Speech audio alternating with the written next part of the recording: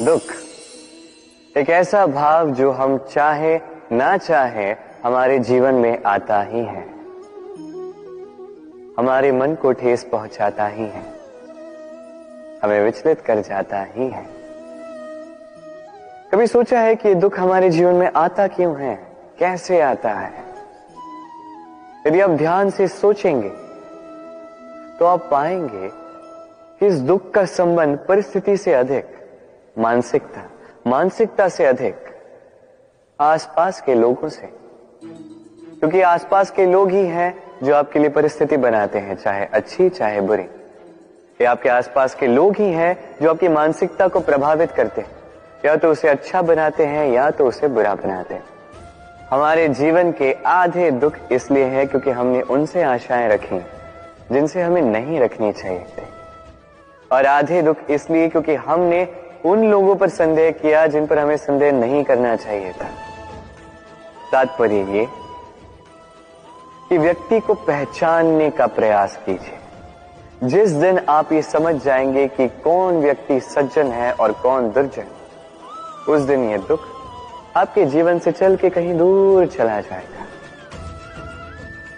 राधे। अब तनिक इस हाथ को देख लीजिए। यदि इस हाथ की 5 उंगलियां उठ जाए, आशीष, इस हाथ की 5 उंगलियां एक साथ बंद हो जाए, शक्ति, संकटों से ढाल।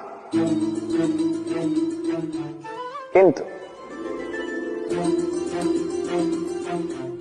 ये एक उंगली संकट का कारण बन जाती है।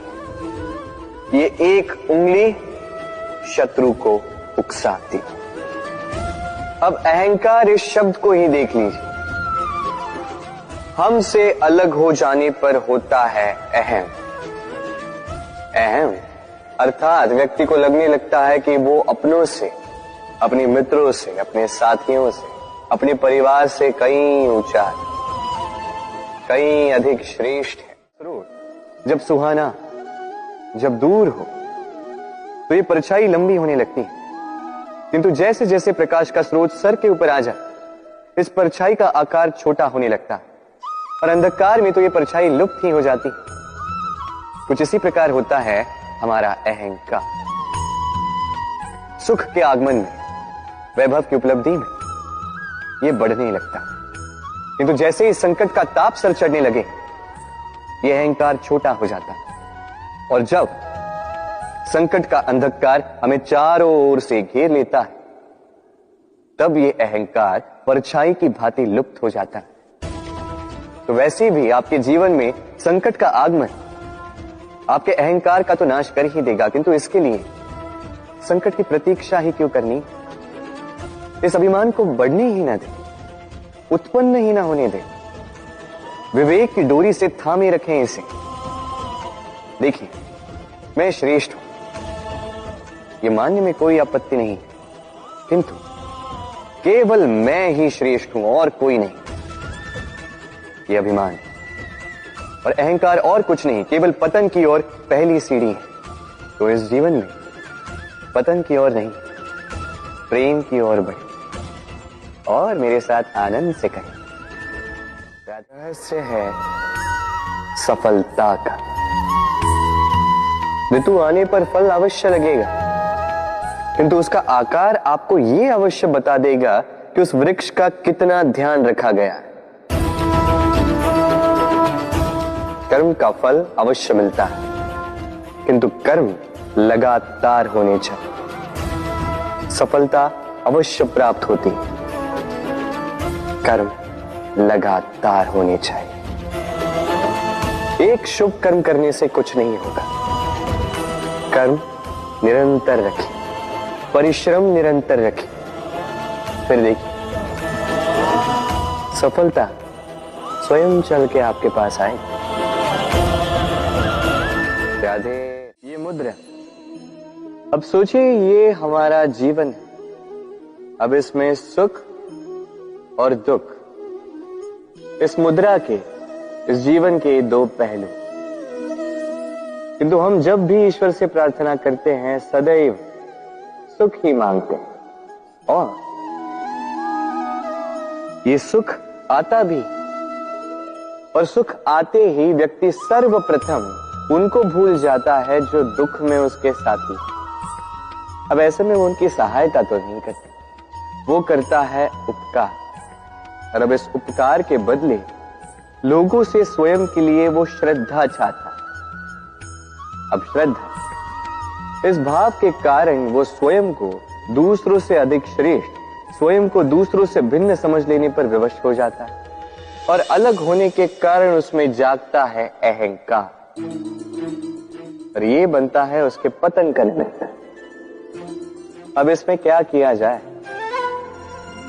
क्या मांगा जाए ईश्वर से, ये प्रश्न उठता है। तो मांगिए सुख केवल उतना ही कि अहंकार ना आ जाए, और दुख उतना ही कि आस्था न चली जाए।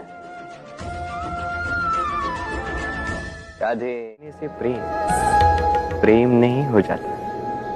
इसके लिए आपको अपने कर्तव्यों को पूर्ण करना होगा। तो देश की रक्षा, परिवार और संबंधियों की सुरक्षा, संतान को संस्कार, जीवन साथी का आभार, ये कर्तव्य जब तक नहीं निभाओगे प्रेम से दूर होते जाओगे। तो यदि प्रेम का अमृत पाना है तो कर्तव्य की अंजलि बनानी होगी और मन से कहना होगा। वर्षा में कई बार आपने इंद्रधनुष देखा होगा, सतरंगा, मन भाव। पहला प्रश्न, ये इंद्रधनुष बनता कैसे? होता यूं है कि जब वर्षा की बूंदों से प्रकाश होकर निकलता है तब वो अपने वास्तविक 7 रंगों में विघटित हो जाता है, और तब हम इस इंद्रधनुष को देख पाते हैं। दूसरा प्रश्न,